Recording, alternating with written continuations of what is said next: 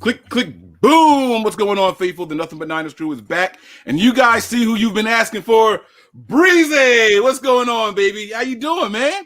What's good, fellas? What's going on out there, man? I'm hanging in there, bros. Hanging in there, man. Man, let me tell you, bro. Every show, where's Breezy? Where's Breezy? Breezy! Breezy!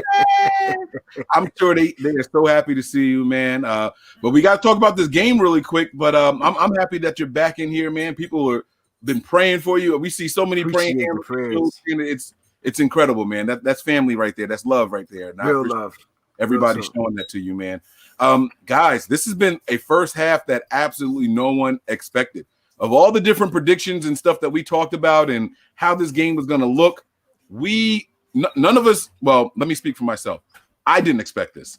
How do you guys feel in general about the half? No plays or anything like that in particular, but how about this half, fellas? Go ahead, Breezy. I said, on Twitter that the 49ers could come out there and win this game, man. They just got to play their style of game. This is one of those games where it's McVay versus Kyle. And Kyle does not like to lose to McVay. Like I don't know what he's got in his trick book or whatever, but Kyle need to call some plays right now that's gonna get this team ignited. Too many safe plays, too many chances for penalties. Like, that's what's hurting the 49ers right now. Defense is playing number one defense in the league right now, and they're keeping the 49ers afloat and keeping them up 7-3. So, definitely a winnable game, guys. They just got to go out and close this game out. That's what it is. They got to close it out.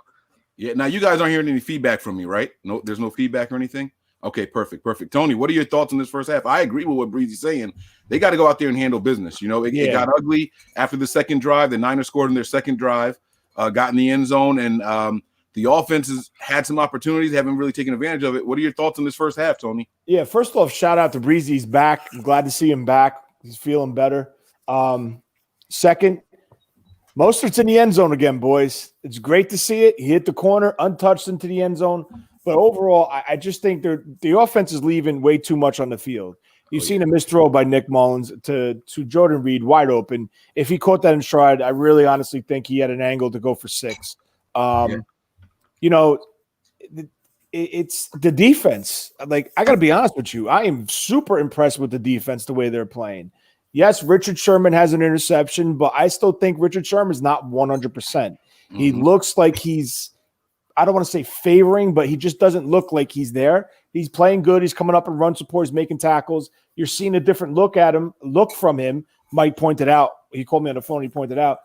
He was lined up almost like in a safety spot, playing at the deep third. So it's interesting. Different looks. Shame, say the prayers for Taylor. He played one hell of a games leading up to this game prior to his injury, filling in for K'Wan Williams. It looks like an ACL. I'm not a doctor, but just from what I've seen on the TV, it kind of looks like an ACL. But, overall, I just think the offense, they're leaving a little too much on the field. They got to execute. The defense, excellent job. Yeah. As part of the course, when the scripted plays stop, it seems like that's when the offense struggles a little bit. And you know what it is? I think it's just comfort, man.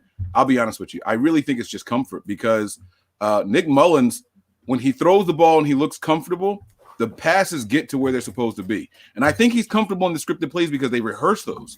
You know what I'm saying? But then when things go off script or, it's a new kind of, just we're calling the play and you got to read the field, he kind of hesitates just a little bit, But I want to get to this comment that's right here. Yeah, no problem, man. I'm going to get to this comment that's on the screen. How about that guy, Jimmy Ward, guys? Richard Sherman comes out. He high points the first ball, right? That's a good interception.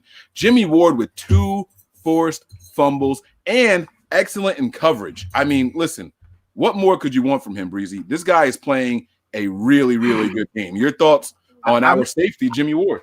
I mean, before I get to the safety, listen, I know you don't want to talk about it, but Richard Sherman makes the difference. All right. And you guys can talk about he might be lingering around out there on the field. That's bullshit. That dude's in there on every freaking tackle on the run. He's cracking cracks and cracking backs. He's doing what he does. And then he's playing good coverage. And he ends up with a pick. You know what I'm saying? Look, because of Richard Sherman being there, And with the progression and the health rise of Jason Verrett, there's an odd man out in the cornerback position. And luckily, Emmanuel mostly can play slot because he just ain't fitting no more if you got these two guys back. And this allows your boy, which is what you was talking about, your boy Jimmy Ward to play Jimmy Ward football. He don't got to do the communicating. The smart people are back. So now Jimmy Ward goes back there and he plays instinct football. And that's what Jimmy Ward is. I don't think Jimmy Ward is the leader that we think he should be on the field. When he has to do too much, I think he over pursues a lot. When he has to just play Jimmy Ward, different ball player, man. Yeah. It's the guy we paid. And that's because you got Richard Sherman, you got Jason Verrett. Ain't nothing they could do about underneath routes. That's what Jared Goff is good at. Roll out, throw the ball underneath the sticks, get the ball close to the stick or whatever. That's what they do. Ain't no way to defend those. Right. Well, we've heard Eric Davis say that. You know, those plays, they don't beat you. They only beat you if you miss the tackle. Oh. The underneath plays, you played it. You know what I mean? That stuff happens. Throws to the sideline. They're supposed to complete those passes, but it's about minimizing the game after the catch. And that's what this team has been doing really well. Like you said, Richard Sherman's bringing something back. And I think you hit the nail on the head, bro. It's that communication. It's the communication. Everybody is out there playing with a ton of confidence. You know, these guys are out there and they're fire out there. You know what I'm saying? These guys are out there and no one looks lost. No one looks lost. Even when Jamar Taylor went down, and that was a gruesome injury, it looks like he's done for the season. But like Tony said, I'm no doctor. But even when he went down, you know what I'm saying? Like you saw Mosley slide in the slot immediately. No one looks lost. Everyone looks confident. You hit the nail on the head, bro. You knocked it out the park with the Richard Sherman read. And then let's just talk about the defensive line, guys. Look, Kevin Givens, say his name. I wasn't big on Kevin Givens. Remember I said he could be the one to be gone. What was the other guy? Julian Taylor. I forgot the guy's name. The other guy. Taylor. No, that's it. That was the guy I thought we would have been in on. You know what I'm saying? Yeah. Nah. Yo, Givens. I know Hyder probably gonna be gone. He working on. If Salah's gone, Hyder's gone. No problem. Bosa will be back. Watch Ronald Blair be back. Like this, we starting to see something. But shout out to Kerry Hyder, who's leading the team in sacks, 6.5 sacks on the season. He's probably going to end the day with another one. I can just feel it because what they doing is they're forcing Jared Goff to play in the pocket. If he plays in the pocket, he ain't beating nobody. If he gets outside the pocket, he's going to get some of them big underneath throws that guys will be all the way down the field. You see Robert Woods turn up. Guess who's a non-motherfucking factor? Non-factor. Cooper Kupp. That's why I benched his ass, because I knew he wasn't going to do anything against this San Francisco defense. It was going to be the Woods guy who's going to catch underneath balls and try to do what Debo does. And speaking of Debo, there's not a receiver in the league more physical than that guy. I done said it.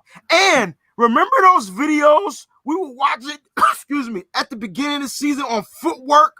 You saw the footwork when he caught the ball, stop, go, bip, bip, bip, bip, bip, jukey juke, bam, and still got 9 yards. I'm telling you, it's good to be back, bro. I'm going to tell y'all this.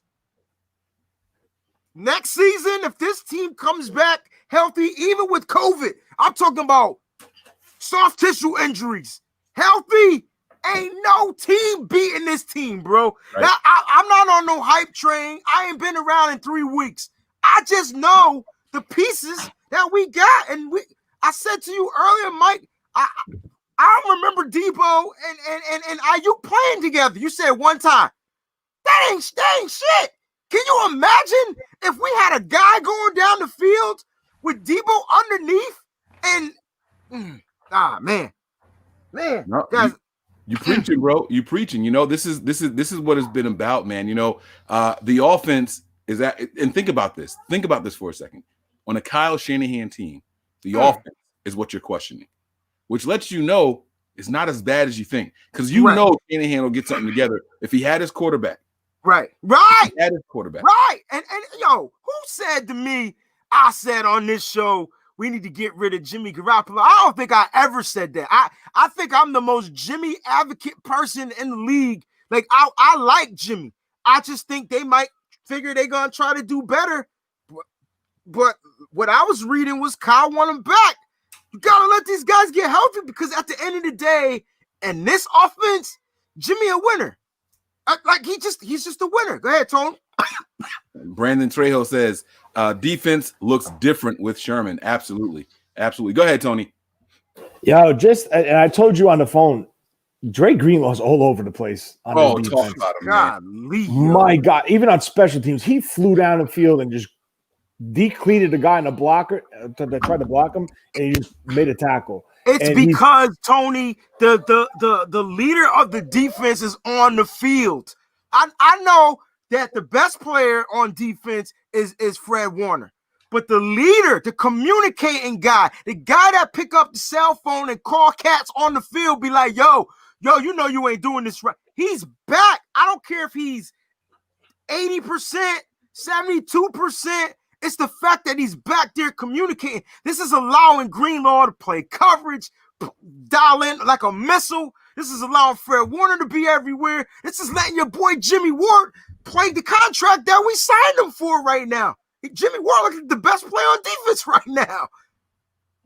And another thing I really like what I'm seeing, how Ward and Moore are playing the interchangeable safeties. I like what I'm seeing out of that. Yeah, man. So I thought Moore made one boo-boo. He did. I know exactly on that long pass. On that long pass, yeah. It was just one boo-boo. Just one. But you know, those kind of mistakes are they're gonna happen because that's an experience. We forced the punt anyway. It was just the boo-boo. Right. You know, you're never gonna stop a team from doing anything. You know, again, it comes down to minimalizing. All right. Givens, hell of a game so far. Givens. That's what Mike said. Along with Jimmy Ward. I'm sorry, I had to step away, help my wife. Kerry Hyder, 6.5 sacks. Listen, this defense is playing, it's rushing well as a unit. Not as an individual. As a unit, it's rushing well, and they're getting pressure. So that's what you want to see. All the guys they brought up from the practice squad. Daniels, he got a couple pushes into the backfield, number 65. You know, they just look good, and it's really great to see. It's clicking, and I think the game's about to come on soon. So if you guys want to just really quick, Aaron Donald has not quite been neutralized the way he was last game. Aaron Donald is wreaking havoc, even on plays that he doesn't make. He's blowing up the offensive line. Yes, he is. And he's getting in the back. There was that one play in the second quarter, late in the second quarter. I believe it was our second to last or third to last drive in the second quarter, and they snapped the ball. He was back there like he was a center. Like he had the timing, and he came in there untouched. That was the play that McKinnon rolled out, didn't turn around, and Nick Mullins. Some people thought it was a fumble the way he threw the ball. People thought he got hit, but McKinnon was the hot read. The pressure was coming. Mullins was looking for him, but when he went to go throw it, it didn't get there. So here we are, guys. Let me get a quick thumbs up or thumbs down, or you guys can answer. Do you think the Niners can pull out this win? Yeah, they're gonna give you another touchdown, and if the defense can continue to play the way it is, 14-3. Hey, I take it. Yeah, I mean one thing I did like was a 2-minute drill, and Shanahan calling the right plays, bro. That 11 seconds, no timeout, snap the ball, throw it to McKinnon, get out of bounds, just to give Robbie Gould a little bit more room. I don't judge plays based off of their success. I judge plays based off of what was called. If it wasn't executed, then that's fine. Shanahan is in his bag, but we already know Shanahan does two things really, really well, even with Nick Mullins, and that's the 2-minute drill and the scripted plays. So, you know, the game is back on. That was a good tackle by Kinlaw right there. Somebody just got wowed by Kinlaw, bro. Kinlaw just blew my man up, but Greenlaw. Wait, pick 6 by Kinlaw? Let's go! What are you talking about? Are they that far ahead of us? Yeah. No way. Here we go. Wait. I want to see it. Don't die on me, bro. I'm trying not to. Let's go. Pick up. Right.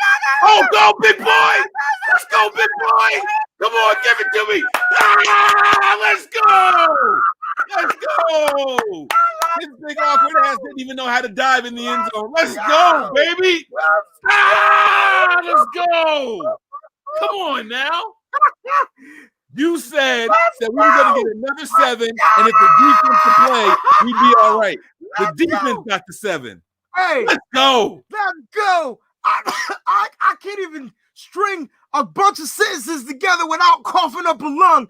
But that's how you play football, baby. Let's go. I promise I ain't going to be here long. Let's get it. We back. Number 9 is in the house, baby. Let's do it, baby.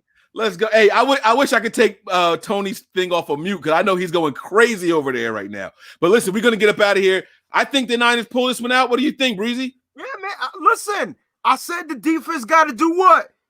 Step up and keep going. Now, this is going to allow Kyle Shanahan. The lead is not super comfortable yet, but this is going to allow Kyle to go back into the bag, and you're going to see some trickery up in some hickory-dickory dock. Watch. Okay. We'll see y'all for the Overreaction Show. Y'all out there, be safe. Breezy, get something to drink, bro. I know. All right, bro. All right, we out, y'all.